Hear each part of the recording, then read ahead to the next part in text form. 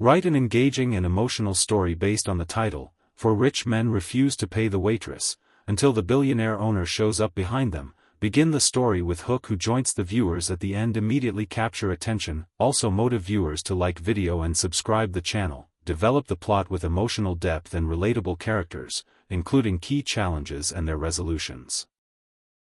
Ensure the story maintains a smooth pace suitable for an 400-minute YouTube video, leaving a strong, inspiring message by the end. Plain paragraphs but long story as you can based on 3,000-word estimate. In the bustling heart of New York City, where the neon lights of Times Square flickered like distant stars, a small diner named Elara's Haven stood as a quiet oasis amid the chaos. It was a place where the aroma of fresh coffee mingled with the sizzle of burgers on the grill, drawing in everyone from weary tourists to sharp-suited executives. But on this rainy autumn evening, the air inside grew thick with tension. For impeccably dressed men, their Rolex watches glinting under the fluorescent lights, sat at a corner booth, laughing boisterously as they finished their lavish meal. The waitress, a young woman named Emma with tired eyes and a forced smile, approached with the bill. "That'll be $250, gentlemen," she said politely, her voice barely above a whisper. One of the men, a burly fellow with a smug grin, snatched the check and tossed it back at her. "We're not paying for this slop," he sneered. "Service was terrible, food was cold, and you?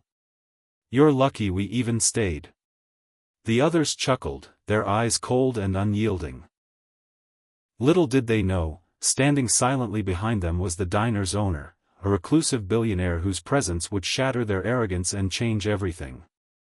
Emma's heart pounded as she stood there, clutching the crumpled bill. She was no stranger to difficult customers, but this felt different. At 28, she had been waitressing at Elara's Haven for 5 years, ever since her world had crumbled. Her husband, Mark, had died in a car accident 3 years ago, leaving her alone to raise their 2-year-old daughter, Lily. Bills piled up like autumn leaves: rent, medical expenses for Lily's asthma, and the endless grind of single parenthood. Every shift was a battle, her feet aching from dawn till dusk, her smile a mask hiding the exhaustion that threatened to consume her. But she pushed on, because quitting wasn't an option. "Please, sirs," she pleaded softly, her voice trembling. "I've been nothing but attentive. If there's an issue, I can speak to the manager." The leader of the group, a man named Victor Harrington, leaned back with a mocking laugh. He was a Wall Street tycoon, accustomed to bending the world to his will. "Manager? Sweetheart, we own companies bigger than this dump. We're not paying a dime. Now scram before we make a scene." His friends, Ethan, a real estate mogul, Marcus, a tech entrepreneur, and Julian, an investment banker, nodded in agreement, their faces flushed from expensive wine. They had come here on a whim, slumming it in a real diner for laughs, but their entitlement knew no bounds. As the argument escalated, other patrons began to whisper, stealing glances at the unfolding drama.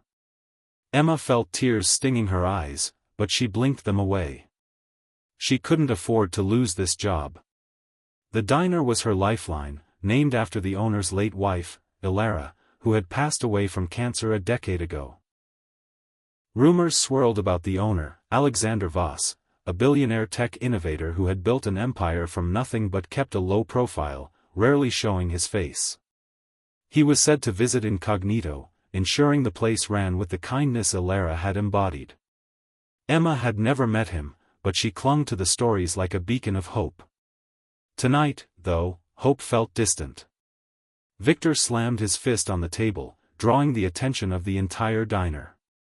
"Call the cops if you want," he barked. "We'll sue this place into the ground." Emma's hands shook as she turned away, heading to the kitchen to fetch the manager, her mind racing with fears of what this could mean for her paycheck. Unbeknownst to the 4 men, Alexander Voss had been sitting at the counter the whole time, disguised in a worn flannel shirt and jeans, nursing a cup of black coffee. At 55, he was a man forged in the fires of hardship. Orphaned young, he had clawed his way from poverty to fortune through sheer grit and innovation, founding a company that revolutionized renewable energy. But success hadn't hardened him, if anything, it had deepened his empathy.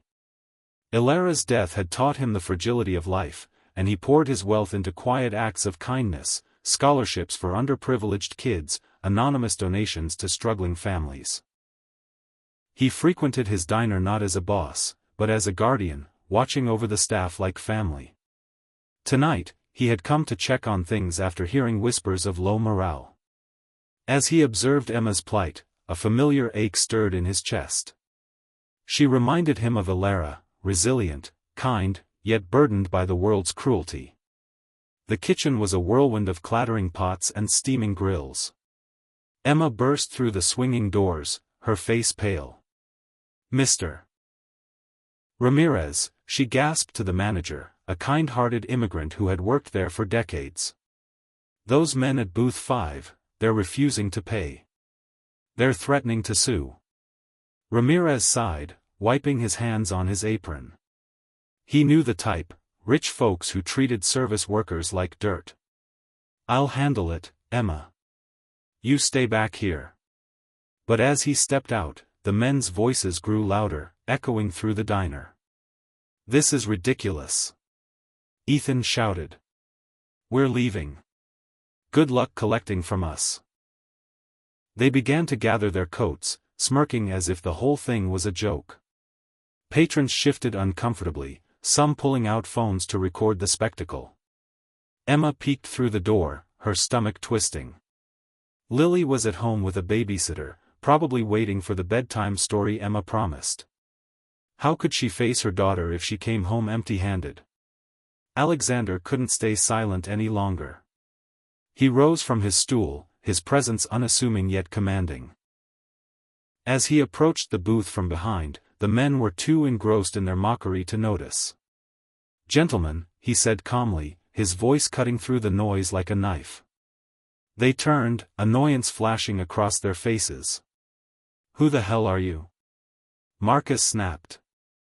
Alexander smiled faintly, his eyes locking onto each of them. "I'm the owner of this establishment.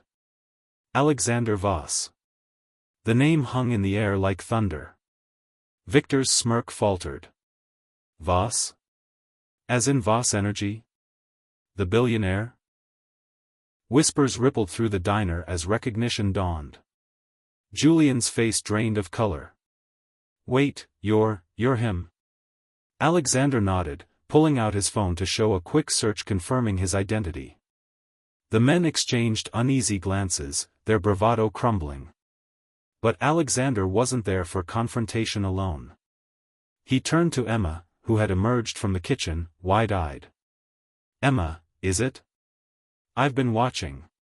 You've handled this with more grace than anyone deserves." His words were gentle, laced with genuine admiration. Emma nodded, too stunned to speak. Alexander faced the men again. "You four think your wealth gives you power over people like her? Let me tell you something, I've been where you are, and where she is. I started with nothing, sleeping on park benches while building my first prototype. Wealth doesn't make you superior, it tests your character." He paused, his voice dropping with emotion. "My wife, Elara, worked as a waitress when we met. She taught me kindness in a world that often forgets it. This diner is her legacy, a place where everyone is treated with respect." The men shifted uncomfortably. Ethan mumbled an apology, but Alexander held up a hand. "Words are cheap. Actions matter." He pulled out his wallet, not to pay their bill, but to hand Emma a crisp $1,000 bill. "For your troubles," he said. Then, turning to the men, "You'll pay double the bill, and tip her 100%. Or I can make a call to some mutual acquaintances on Wall Street. Your choice." Victor's jaw tightened, but he complied, pulling out his credit card. The transaction went through silently, the men avoiding eye contact. As they slunk out into the rain, heads bowed, the diner erupted in quiet applause. Emma stood there, tears streaming down her face. "Why, she whispered to Alexander. He placed a fatherly hand on her shoulder. Because I've seen too many good people broken by the arrogant. And because you remind me of what matters. He learned of her story that night, Lily's illness, the mounting debts.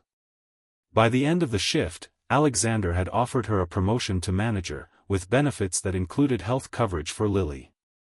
This isn't charity, he said. It's investment in someone who deserves it. Emma hugged him, overwhelmed by the unexpected turn. In the days that followed, the incident became legend in the diner. The four men, humbled, even sent anonymous donations to local charities, their encounter a wake-up call. Victor, in particular, reflected on his life. He had grown up privileged, never knowing struggle, but Alexander's words pierced his armor. He began volunteering at soup kitchens, realizing wealth's true value lay in uplifting others. Ethan mended fences with estranged family, Marcus funded scholarships, and Julian mentored young entrepreneurs from underprivileged backgrounds. Their transformation wasn't overnight, but it started with that rainy night. Emma's life blossomed. With the promotion, she could afford better care for Lily, who giggled more freely without the shadow of worry.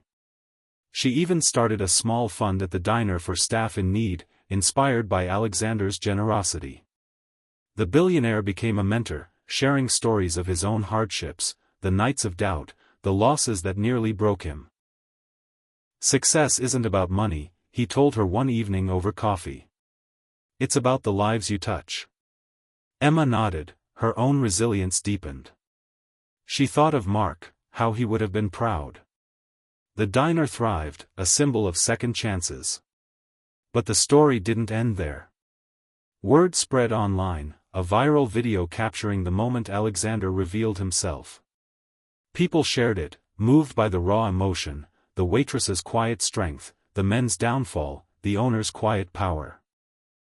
It reminded viewers that in a world of division, kindness could bridge any gap. Emma, once invisible, became a beacon for single parents everywhere. She started a blog, sharing her journey, encouraging others to persevere. No matter how dark the night, she wrote, dawn always comes.